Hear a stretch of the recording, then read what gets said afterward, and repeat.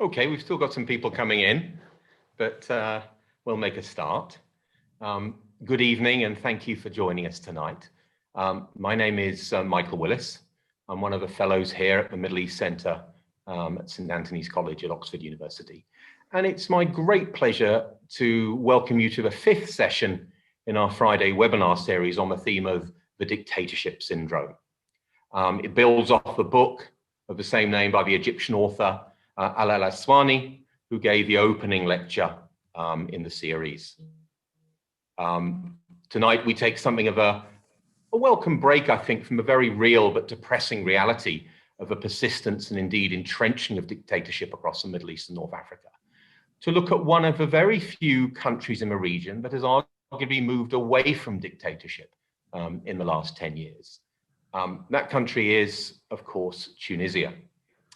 A decade ago, Tunisia was still very much under the rule of one of the most politically repressive regimes in the Arab world, but under the presidency of Zine al-Abidine Ben Ali, who had ruled pretty well unchallenged since 1987. As we know, Ben Ali was toppled in the popular revolution that took place in January 2011. And he was replaced by a recognizably democratic political system that now elects its president and legislature. Although rather shaky and imperfect, this system is still very much in operation today.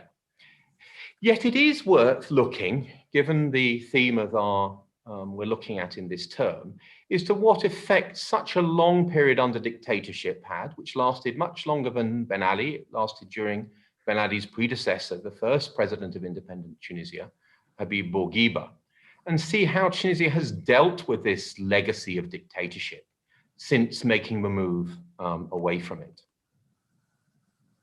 Now, to help us address these and other questions, I'm delighted to say we have with us Sami Zemni. Professor Sami Zemni is a professor in political and social sciences at the Center for Conflict and Development Studies at the University of Ghent in Belgium, where he coordinates and leads the Middle East and North Africa research group. Sami has written about a range of issues relating to the broader Middle East, but it is his expertise on Tunisia that we're calling on this evening. Sami has written extensively about the revolution of 2010 to 11 in Tunisia and its aftermath, and has become one of the foremost experts on the subject. And in fact, he is very familiar to our students on the MPhil in Modern Middle Eastern Studies here in Oxford. And those of you who are joining us from a program tonight will know him and his work well, because only last week I got all of the students reading his great article, The Roots of the Tunisian Revolution, Elements of Political Sociology, that he contributed to the Routledge Handbook on the Arab Spring. Now, Professor Zemni's work on the subject has been of particular value because I think of his willingness to move beyond the more usual discussion of political events to examine deeper and less well-covered issues and approaches that look at economics, culture, even urbanism. And the number of articles that he's written on the subject include the Tunisian Revolution, neoliberalism, urban contentious politics and the right to the city. Also, Sensing the Next Battle, an overshadowed prehistory of creative dissent in Tunisia, and From Revolution to Tunisianité, Who is the Tunisian People? Creating Hegemony through Compromise. And that's just a very small cross-section of what Sami has written on this. I think Sami is also highly unusual in being one of the very few scholars who actually carried out research in Tunisia before the revolution of 2011. There's been a lot of research and a lot of writing on Tunisia since 2011, but virtually all of it carried out by people who hadn't researched or even hadn't visited Tunisia before 2011. But it means that Sami is acutely aware of the dictatorship that operated under Zine al-Abidine Ben Ali and the changes that have occurred since then. And this makes him really the perfect speaker to address tonight's topic. Now, before giving the floor over to Sami, I would like to say that we will have approximately half an hour for questions before we end this session, which will end sharp at 6 p.m. So if you would like to ask a question, please type it into the Q&A bar, which you'll find on Zoom, and type in your question. Doesn't matter when you type it in, but where it'll be my colleague Usaama Al-Azami is waiting to collate and draw upon them and have them ready for Q&A session. So you can type in your question at any time through the session or afterwards or during the question things, and it'll be there, and hopefully we'll try and answer as many of those as possible. But that's enough from me. I think the person we really want to hear from is Sami, and I hand over to Sami. Sami Zemni, thank you. Thank you. Thank you, Michael, for this wonderful introduction, for these great words that sounded more like a laudatio and is putting more pressure on me. It's also a fact that some of my students are joining in on this webinar, and they are also very happy now to see you and meet you in real, as I have also assigned some chapters of your seminal book on the history of the modern Maghreb for my class. So there, the circle is round. And I would like also to thank Stacy and Usaama for the wonderful organization, and St. Anthony's College for having me and giving me this opportunity to share some reflections on the Tunisian Revolution. Now, I could start my talk with the apocryphal anecdote on Zhou Enlai, China's prime minister in the 1970s. When asked in a discussion with Henry Kissinger what he thought of the French Revolution, Zhou Enlai responded, "It is too early to judge." We know now that Zhou Enlai was referring to the May 68 events in Paris rather than the revolution of 1789, of course. Dubious or not, the anecdote makes clear that ultimate judgment on the Tunisian Revolution, or any major political upheaval for that matter, is dependent on what exactly was awaited. Now, even if authoritarian reflexes haven't completely disappeared within certain parts of the state's institutions, if one wanted primarily to unseat Ben Ali's authoritarian rule, then it is fair to say that Tunisia has by and large thrown off the yoke of repression and coercion. Now, if one primarily wanted the revolution to address the issue of social and economic inequalities throughout the country, it is obvious that social justice and the demands for a life in dignity remain a faraway reality, as the country's post-revolutionary economic track record is anything but rosy. Now, if we look upon revolutions as a longer process that is stretched over time, combining moments of major upheaval, like we witnessed at the end of 2010, early 2011, and also less contentious moments of mobilization that are dictated by the ebb and flow of political and economic protests, then it becomes obvious that it is bound to be riddled with seemingly paradoxes and contradictory tendencies. Yes, there are free and fair elections, but a very fragmented political party system that is riddled with ego clashes and is growingly non-representative of the societal cleavages that are present within society. There is a massive consensus and discourse on the need to develop the marginalized areas of the country, but nearly a complete absence of any concrete economic plan that is implementable. There is also a growing fight between the parliament and the president, and importantly, a growing number of clear infringements on the freedom of speech, something that was seen as the major achievement of the revolution. In August of this year, an article in The Economist was titled, "Democracy's Growing Pains." In Tunisia, cradle of the Arab Spring, protesters want jobs.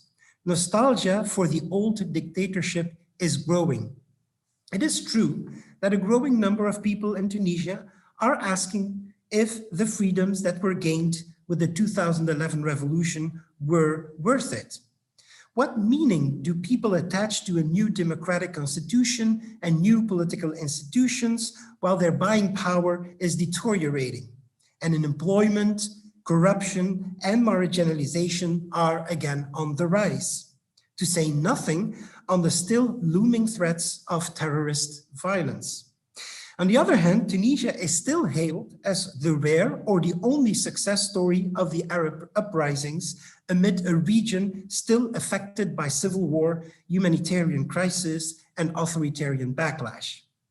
Now, it is impossible, of course, to tackle these different issues within today's short presentation.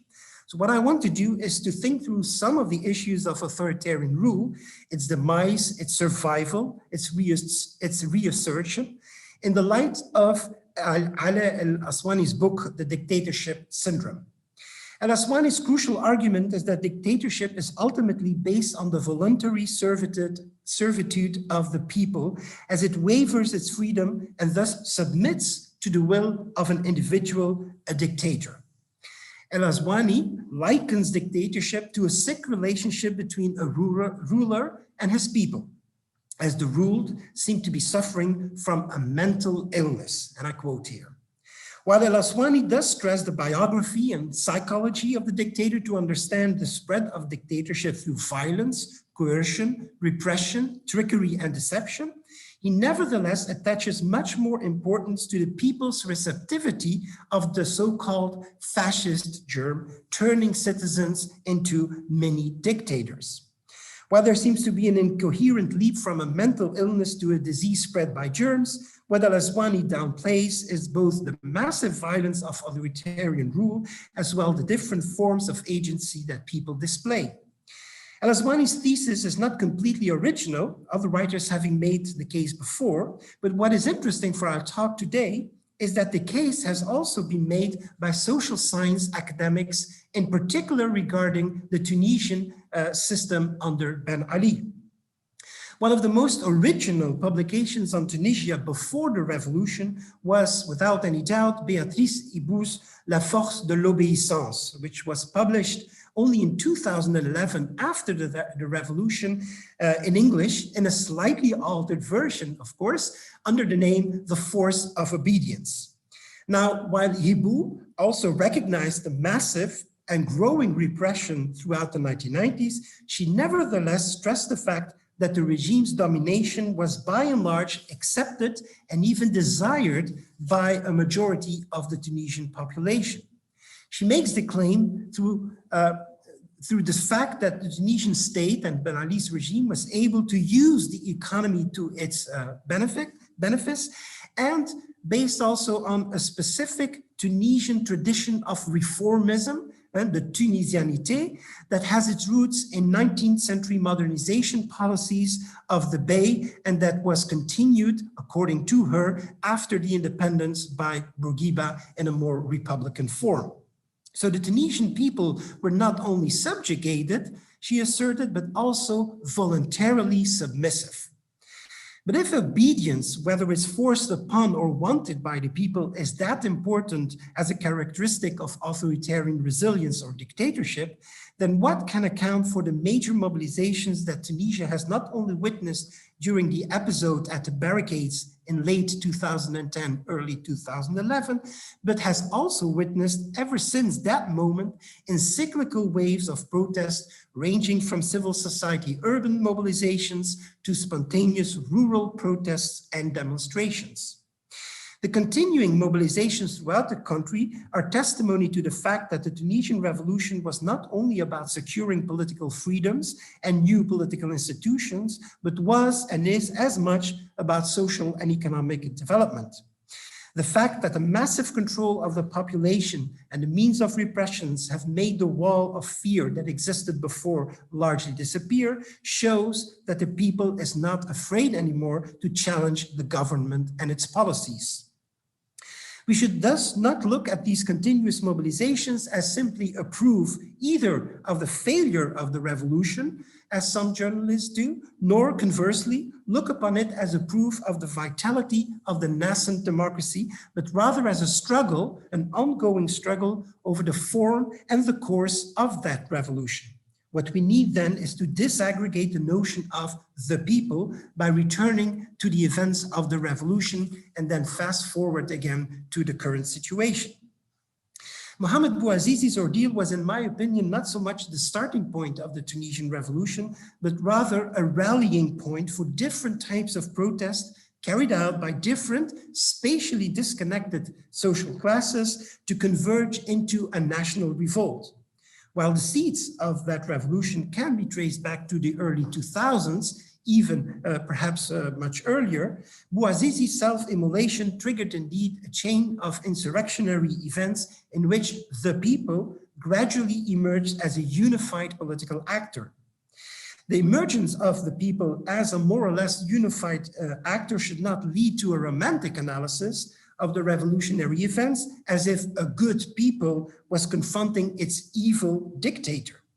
This is nothing but a depoliticized account of the events that obscures the nature of the events and renders them unintelligible. It cannot account for the different dynamics at work during the episode at the barricades, let alone the different types of mobilization of collective action and collective mobilized actors involved in the uprisings itself and in the contentious politics that followed after.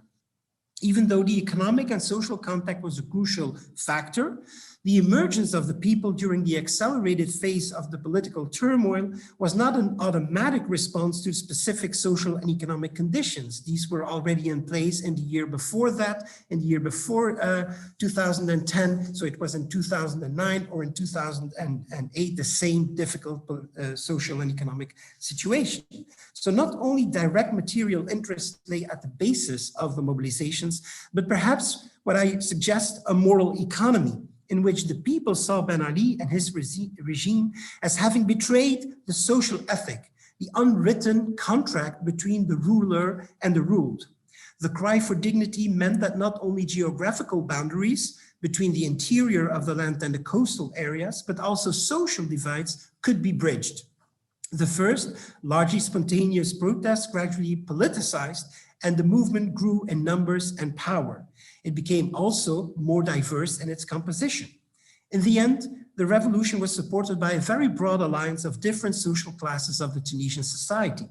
The combined force of the rural marginalized, of the workers, the urban poor, the civil servants, the middle classes, and even a part of the economic elites, as well as a gradual disintegration of a part of the regime, especially the army and security services, was strong enough, apparently, to trigger the downfall of Ben Ali.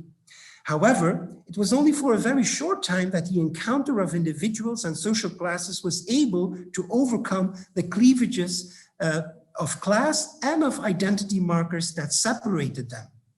The interclass alliance that was prominent during the revolutionary events was an outcome of Tunisia's political economy, in which during consecutive periods, the relations between state, capital, and labor were thoroughly restructured. What became more and more obvious is that economic liberalization that was started in the 90s led to a perverse system of crony capitalism that for many observers amounted to a mafia-type economy.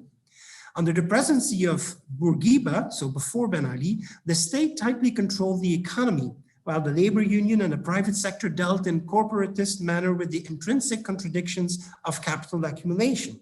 While under Ben Ali, a largely muzzled labor union and a weak private sector assisted in designating and designing economic priorities. The implementation of these reforms did generate quite remarkable growth rates throughout the 90s and the 2000s. But contradicting the script of the international financial institutions, this did not lead to overall economic prosperity. Quite on the contrary, the reforms led to an accumulation by dispossession, an ever more repressive and violent process through which more and more people were dispossessed of their means of survival in difficult economic times. This development led also to a specific geography of uneven development in which some places were privileged over others and some groups over other groups. The politicization of the masses was made possible by a combination of these trends of economic marginalization, but also a feeling of marginalization and humiliation that's more subjective in nature. The cry for dignity, karama, that stood central in the Tunisian uprising, signaled also a want for redressing the many felt injustices. Obviously, while a rallying cry, the subjectivities underlying the feelings of injustice were quite diverse throughout the country.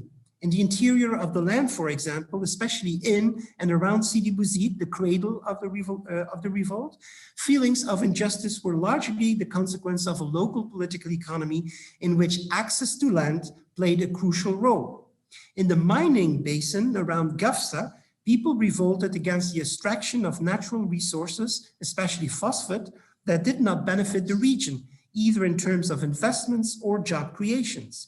In the south, local economies thriving and surviving on trade, a lot of illegal trade also with Libya, the people revolted against the repression of their livelihood as the Ben Ali regime moved in to try to take part of these trade benefits. In the urban coastal centers, middle classes also felt more injustice in the face of the many forms of corruption that had sapped the meritocratic ideal on which Tunisia was built. So even though the people remained a slogan that was used by all political actors across the ideological landscape, it became very early on obvious, already in 2011, that the people was actually a divided and fragmented people. What became visible, for example, in the mobilizations on the Kasbah Square in front of the offices of the Prime Minister, and those further away in the capital at the Kubbat al-Menza, was very clearly a class divide. While members of the popular classes, both rural and urban, were mainly protesting on the Kasbah Square, claiming radical political and economic change, it were mainly middle and higher classes assembling at the Kubbat al-Menza. Now, what is important to add is that this divide is also defined by specific forms of consciousness and practices. We could see that while people at the Kasbah spoke mainly Arabic and used Arabic and Islamic idioms and symbols to define new forms of solidarity, the Islamists mobilizing actually for the first time under that name after the uprising.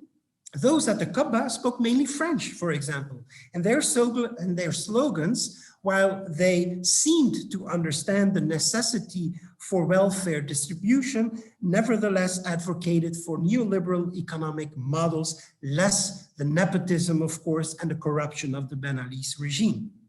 They also turned very quickly against the growing power of the union, the labor union, the UGTT, that was awarded the Nobel Prize in 2015, as a campaign to stop what they saw as unwarranted strikes that would destabilize Tunisia even further. The class divisions that juxtapose spatially economic and cultural cleavages were becoming more and more obvious. But these cleavages, is important to note, are not so much referring to very clear-cut ideological differences. They are rather referring to specific ways of life that is growingly different between the urban centers and the rural hinterland in the interior of the country. Looking at the revolution from this angle, one can account much better for the specific trajectory that Tunisia has taken since then, a process made up of both continuity and disjuncture.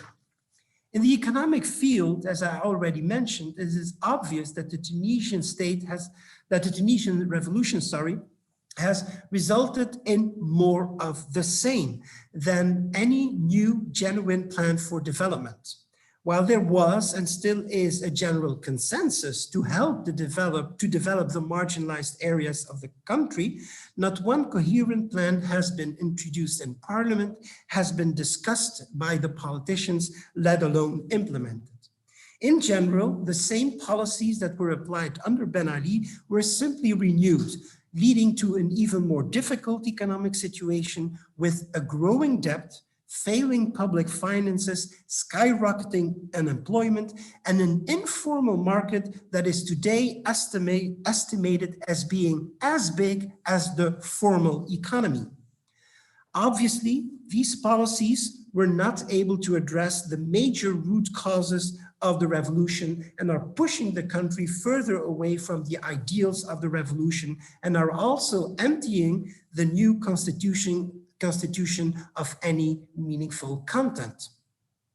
The approval of the constitution in 2014 and the political compromise that followed between Nida Tunis and the Islamist formation Ennahda was indeed a historical compromise between the forces that defended Bourguiba's specific modernizing legacy and the forces that constituted its strongest and oldest challenger, the Islamists. Well, this compromise seemed reassuring to many Tunisians 5 years ago. after the confusing and mitigated results of the Troika government that took power after the first free elections in 2011, many others wondered how a new Tunisia could be built when the politics of the past were regaining steam. Today, this compromise seems to be gone. After the disappointment of Beji Caid's Sepsi's policy to turn towards a nahda for many Tunisians, both those wanting to revive Bourguiba's Desturian ideas, as well as Ben Ali's more dictatorial version of it, all vied for attention. And I don't know if it's ironically, but it seems to be one of the most radical voices in the debate that seems to be attracting more and more voters disappointed with the democratic transition. Abir Moussi, the president of the Free Desturian Party, is a sworn enemy of Ennahda, which she refuses to call by its name, instead using derogatory terms such as the Ikhwan, the brothers, the Daesh people, or even the terrorists.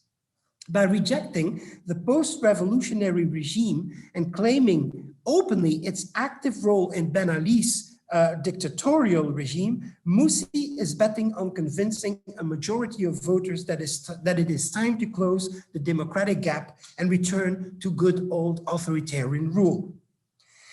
Abir Moussi might be a symbol of the comeback of ancien regime politics, and she's not the only politician that seems to radicalize and opt for a strategy of polarization. If the general security situation has clearly improved since the wave of attacks in 2015, there are still occasional attacks that prove that also a radical and sometimes violent Salafi ideology continues to gain followers. As long as a political system does not reflect the cleavages that exist within society, it is highly unlikely that a growing number of people that do not feel represented by any of the parties and who are not really interested in voting anymore in the elections, it's highly unlikely that these people could be brought into the national fold. On the contrary, a growing number of people seem to feel more marginalized and are devoid of any future in the country. Hence also a growing number of youngsters who want to leave Tunisia.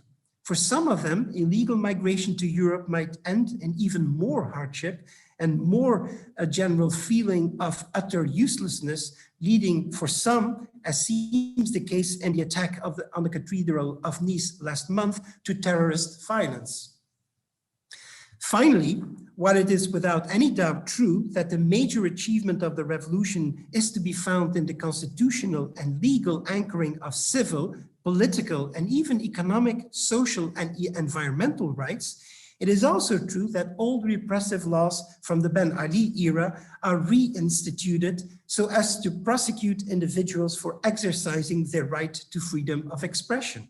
Just 3 days ago, Amnesty International found that at least 40 bloggers, administrators of widely followed Facebook pages, political activists, and human rights defenders have faced criminal prosecution between 2018 and 2020, simply for publishing online posts that were critical of local authorities, the police, or other state officials. And then finally, there's also COVID. There is indeed growing concern that the state, and especially its repressive institutions, are using the pandemic to reconsolidate itself and play a more central role in the political field. Police forces are reconquering spaces that they had lost throughout the decade. And yes, without sounding too gloomy, Tunisia is indeed facing a major crisis today on several levels. It's political, it's social, it's economic, and it's also environmental. More and more conflicts are about land, water, and climate change. Perhaps this crisis has never been so serious and dangerous as it is today. But, ladies and gentlemen, if Ala Al-Aswani's father warned President Nasser that achievements had no value if not accompanied by freedom, then Tunisia today seems to turn around the warning by saying that freedom without any achievement is not real freedom at all. While there is a danger that the Tunisians might forget about the importance of that freedom, there is also hope. Hope can still be found in the small victories that people's initiatives from El Kamour to El Jemna are recording on a daily basis. Yes, perhaps again, the future lays in the arms of the people and not, alas, in the hands of the politicians in parliament or government. I thank you very much, and I'm looking forward to your questions during the Q&A. These were just short reflections to, of course, a larger issue based on my reading of Ala El-Aswani's book. I thank you very much. Thank you very much indeed, Sami, and for a masterful summary of the Tunisian Revolution, its aftermath, challenges and dictatorship in such a short space of time. That was really a tour de force. Thank you very much indeed. Just a reminder that please do, if you have any questions for Sami, anything about Tunisia or reacting to anything he said, please do use the question and answer function that you'll find on Zoom. We're looking forward to having your questions. But before we move on to that, I'd like to take advantage of my position as chair, just to ask a few questions and follow up on a few things with Sami. You bring up the question of nostalgia, Sami, and you refer, of course, to Abir Musi, this party which is basically sort of saying bring back the old regime. As you said, there was a big wave with Beji Caïd Essebsi. I mean, Beji Caïd Essebsi used to campaign with pictures of Bourguiba on his election literature. To what extent is this a genuine desire to go back to a real dictatorship? Or is it a sort of a vague nostalgia and way of expressing unhappiness with the current state of affairs? That if really given the choice, most Tunisians would not want to go back to how it had been under Ben Ali.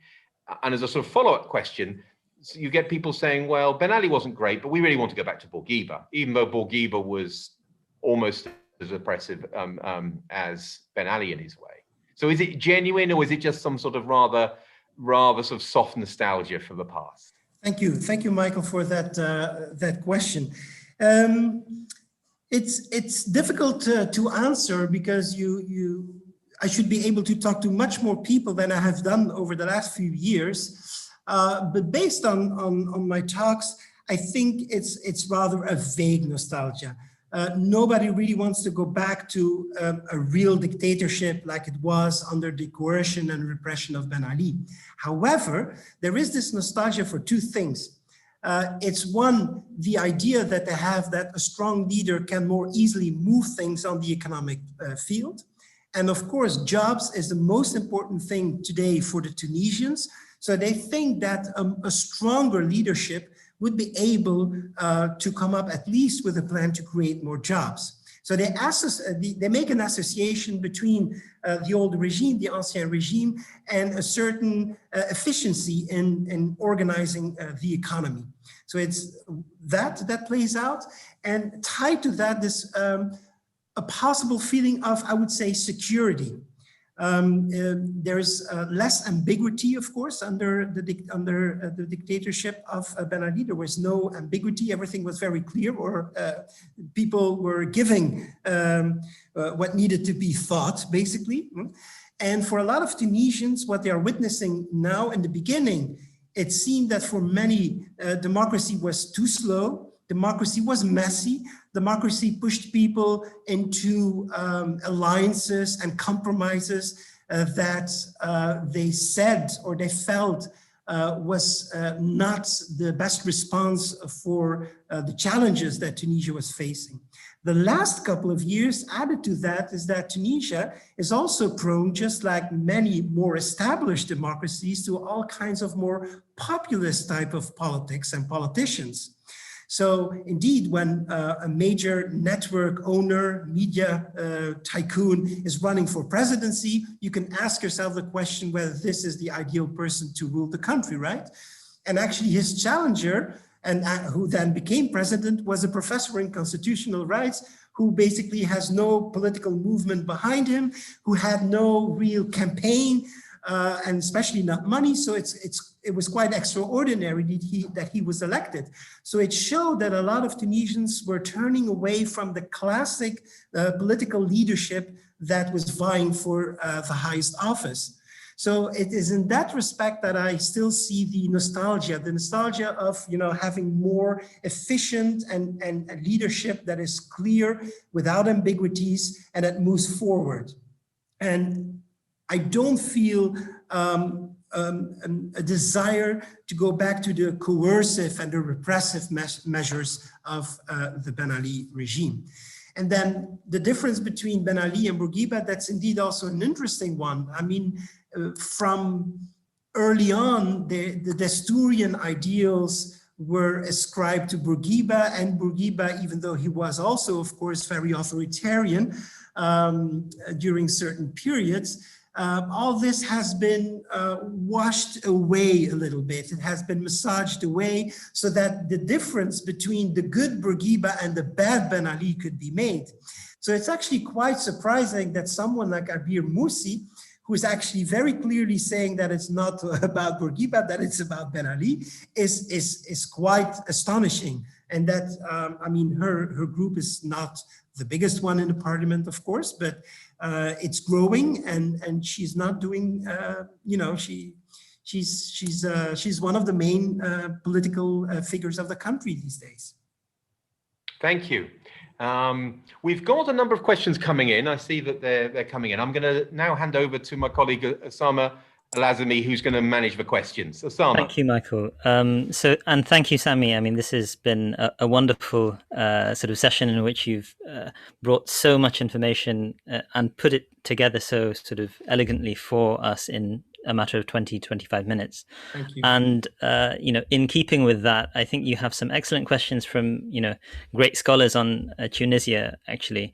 I'm going to start with Anne Wolf, who, because you were talking about Abir Musa a moment ago, she has a short question, which is, how do you explain that Abir Musa did so badly as a candidate during the 2019 presidential elections, but she and her party is so popular right now?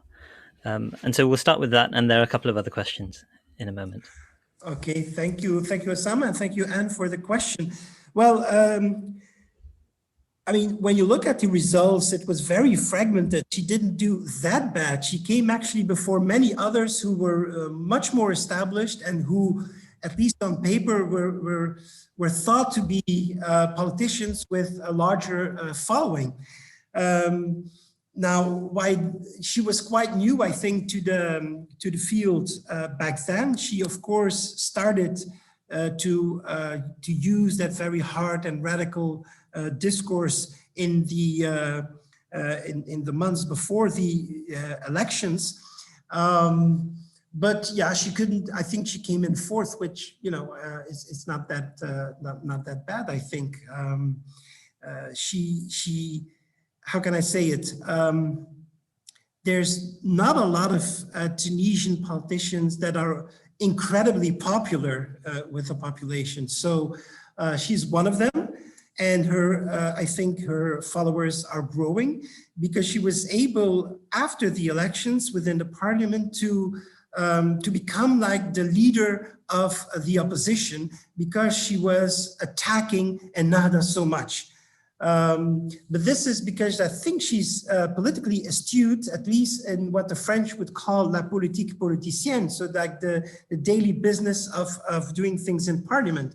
I'm not really sure whether her movement is really a societal movement that has a broad following.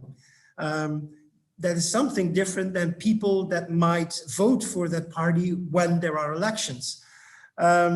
It's more of an astute politician that is crafting a place for herself within the Tunisian political discussion these days. In a sense, I'd like to link this to a question with Mohammed Salah Al-Umri, and he asks about populism. So again, another colleague of ours in the Oriental Studies department. But I also want to link this to sort of global trends of populism. We've obviously seen them quite heavily over the last half decade at least, whether in Europe, the Orbans of the world, in our own country, of course, and across the Atlantic, most notably in Donald Trump. And I wonder what sort of aura these politicians have, you know, in a place like Tunisia. And I want to link Mohammed Salah's question. He asks, I wonder what you make of the rise of populism and its developments into some form of authoritarianism. I have in mind, in particular, what I call, in a recent article published in Nawat, populist authoritarianism, taking Erdogan as a model, but with Tunis in mind. Yes, thank you. Thank you for this question. And I also want to say hi to Mohammed Salah Umri.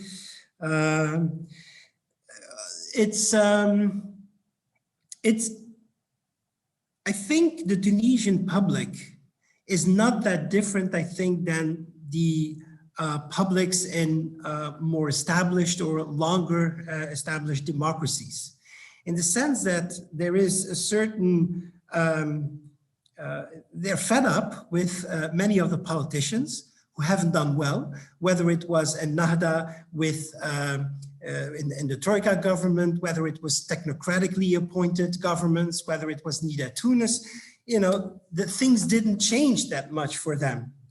So they are open now for this idea of, well, if the classic politicians cannot do it, you know, let's call in some other people. They might have better ideas.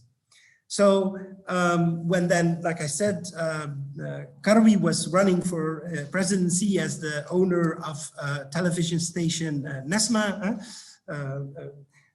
or even, I mean, it's not necessarily populist, but if a professor in constitutional rights suddenly says, I'm going to run for presidency because I think I can do it better than the others, without having any political movement behind you that would, you know, give the president then being a mouthpiece for a certain cleavage or a certain group that exists within society, there is this growing disconnection, and populists find it now easy to try to attract the attention of the Tunisian voters. So indeed, if you combine these authoritarian reflexes that are coming back, mainly within the security forces, the police, etc., and if you combine them with all kinds of politicians who, or people who think that they can save the country, but basically have no social movement or no political movement behind them, yeah, then you have, you know, this dangerous cocktail of populist authoritarianism that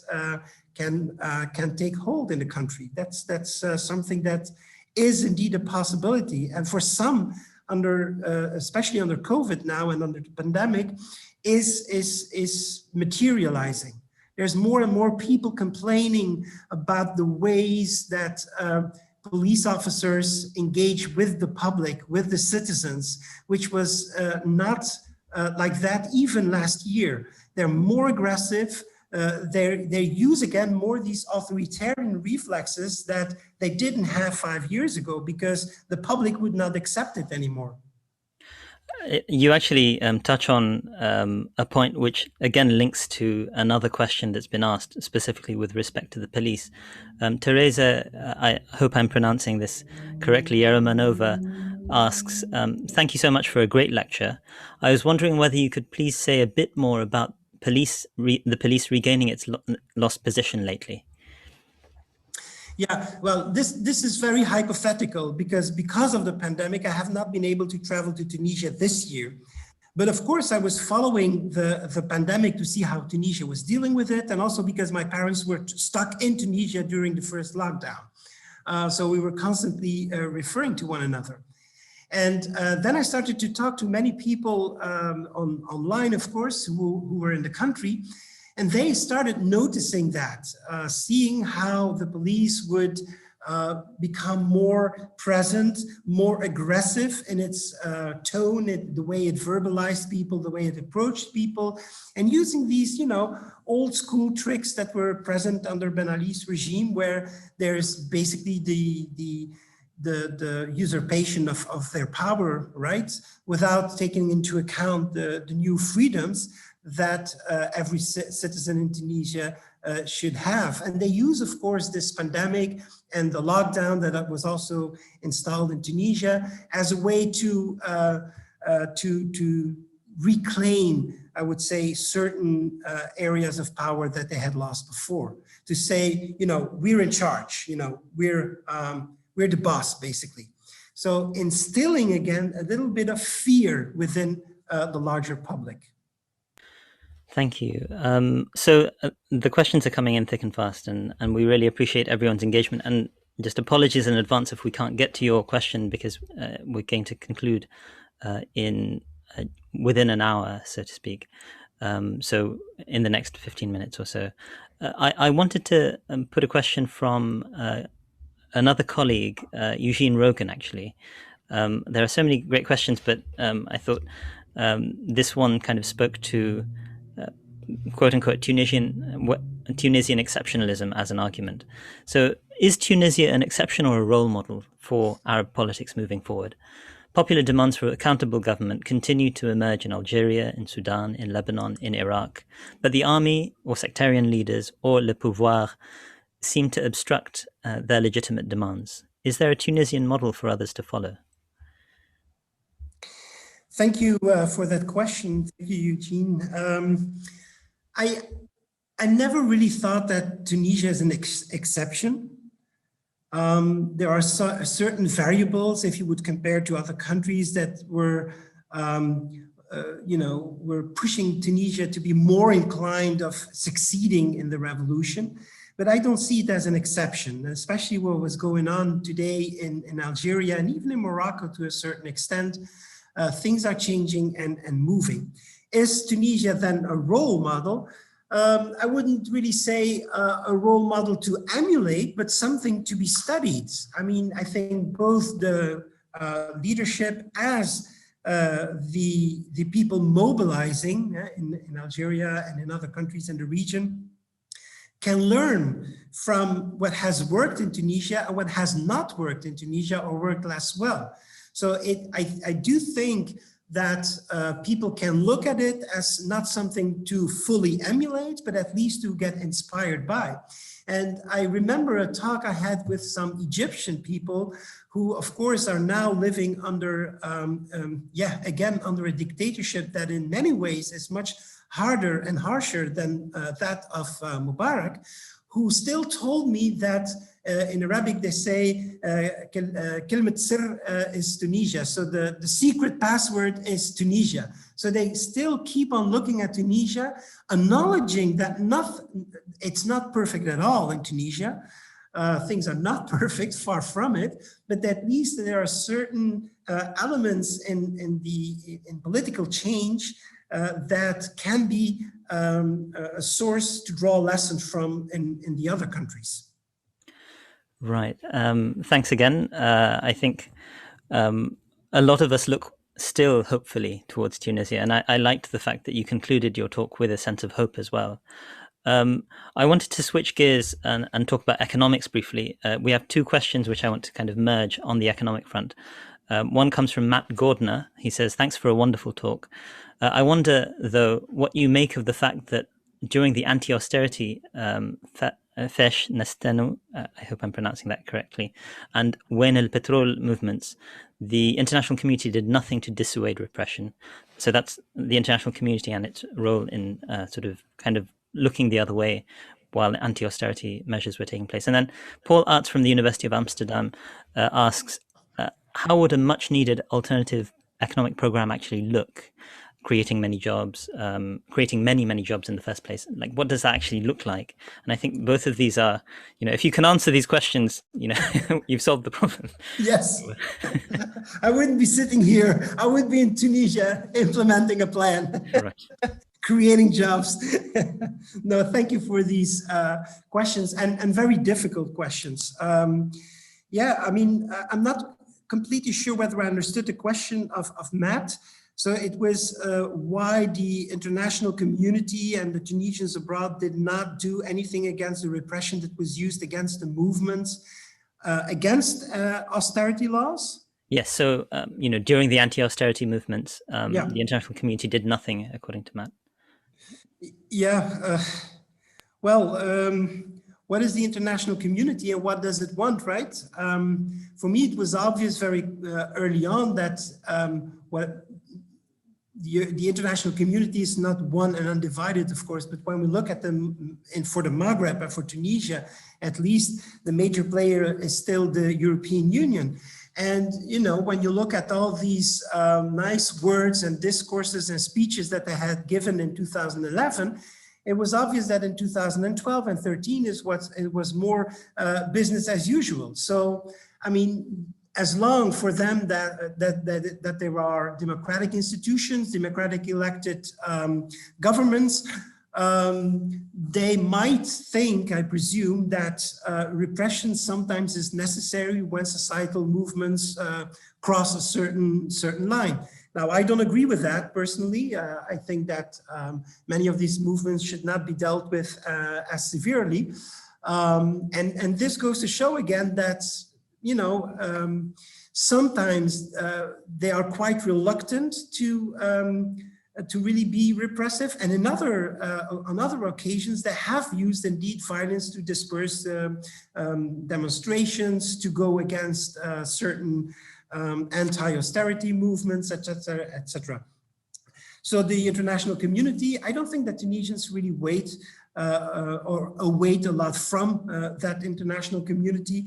It's up to the Tunisians themselves to try to change things and to confront that repression. And then the most difficult question, of course, of my colleague and good friend Paul Aerts, whom I spoke to this week and last week on another webinar, and he keeps on asking me that same difficult question on how would that look like. Now, let me just give an example. Last year, I had the opportunity to talk for about 2-3 hours with the former president of the Republic, Monsef Marzouki, who took power after the first free elections in 2011. And I asked him that question. I said, you know, why was it so difficult to implement any kind of political or economic plan that would at least, you know, be beneficial to the country and hopefully also create jobs? And he said that there were quite a lot of plans, but it was just impossible to put them into place for different reasons. His plan was to firstly to redraw the map of the Tunisian regions and divide Tunisia in 4 major areas and gear economic and social policies to these 4 areas very specifically, because they needed, according to him, different approaches, because they had different weaknesses and different strengths in terms of human capital, people that are working there, water, soil richness, etc., etc. And he said he had a plan for that, but he faced major obstacles. But these are his words, of course. He said, first of all, within the government, there were different positions. The major opposition to this plan was basically Ennahda. The Islamists were actually against it because it was based on, I would say, social democratic economic policies that were going against what the international financial institutions were asking for. And Ennahda wanted to be a very good student of these international financial institutions and followed the, let's say, the Washington consensus, free market. It's up to the private sector to create jobs. It's not the government. Monsef Marzouki said that he thought that Tunisia should do just like after independence, become again some sort of developmental state, where the state would be a major political, economic actor trying to attract investments and invest and create jobs. Of course, this was not a return to socialist policies of the 60s. This was really embedded in a larger view where there would be, an interaction between the private sector and the public sector. So he said, first of all, Ennahda was really stopping it, pushing again for the old policies to be continued, with some addition of subsidies that would be channeled to the poorest regions. But these were very unproductive. They just disappeared like snow for ice. He also said that indeed the international community, and for him in the first place it was the European Union and the US, were also very reluctant of that plan, for example. Why? Because they both thought that no, the way to go for Tunisia was to open the borders for the free market, that this was a solution to the problems of the country. And that, of course, ended up in what they called in Tunisia a nos-nos policy, a half-half policy, where you would have certain elements implemented that are part of the jargon of the free market ideology, but at the same time, they kept in place all kinds of old systems of redistribution, like the subsidies for petrol, subsidies for food, staples like bread, etc., which of course became more and more an incredible burden on the public finances, pushing down even more the economic situation of the country. So do I have a plan personally? No, but I do know that in Tunisia, there's a lot of creativity, there's a lot of ideas, and if nothing has worked until now, why not try it, is my contention. And I think whether when you look at those countries in the global south that have been successful in economic growth for the benefit of the largest parts of the population, you always see that the state has played a crucial role. Think, for example, of the Asian tigers. This was not done by the free market alone. It was because the state played an incredible important role in organizing the economy. And that's what more and more Tunisians are actually asking for. You see that in the ways they communicate and what they demand when they confront certain projects that are being implemented and so on and so forth. I hope that was a short answer. It was remarkably wide-ranging. And so sadly, we have very limited time. We've got maybe another 3 minutes or so. And I wanted to maybe take this opportunity to just give the Islamists a bit of a showing, because that's kind of my area of research. So we have a couple of questions, and I'm going to merge them myself. Salma Taqi asks, how far did the Jasmine movement go under the Islamist regime? Very concise question. And Robert Uniak asks, again, he says, thank you for an excellent talk. Nahda has regularly accused Abir Musa of being an Emirati stooge, and she links Nahda with Erdogan's Turkey. And so, in that sort of situation, what do you think of how does this relate to Turkish Emirati strategic competition in the region? And the Emirates have been very important in kind of counter-revolutionary movements throughout the region, to a certain extent in partnership with Saudi Arabia. It would be interesting to get your assessment on that sort of influence from the outside. So we've got the Turkish and the Emirati axis here. Thank you. In 2 minutes, if possible. Yeah. Now, I wanted to say that it is becoming clearer. So this year, it has been becoming more and more obvious, because you also see it through the media, both of the Emiratis and Turkey, how they differ in talking about Tunisia. So they both have their favorites. That's becoming more and more obvious. So indeed, they're trying to push their agenda, and the Emiratis have been trying to push their agenda since 2011, since 2012. So it's not that new, but it has become more in the open because there is this fight between, indeed, Abir Musi constantly attacking the president of Ennahda still, Rashid Al-Ghannouchi. And it's true, it's his trip to Turkey in January that triggered this tension, and she used that as a way to criticize him and to launch an attack. And it's quite a hard attack, I have to say, because she's not only attacking him personally and the movement, but I do think that because of that, Ennahda is, for the first time since it was created in the 90s, so not only after the revolution, having serious internal problems. That does not mean that throughout its history it never had internal discussions, but today there's more and more people within Ennahda putting down their position or their membership card of the party. So it's very important to look there where this will lead to, because it's not impossible that Ennahda might implode and that different Islamist parties could emerge afterwards. So they're using their international contacts and their international backup to enforce their position or to make their position within the country stronger.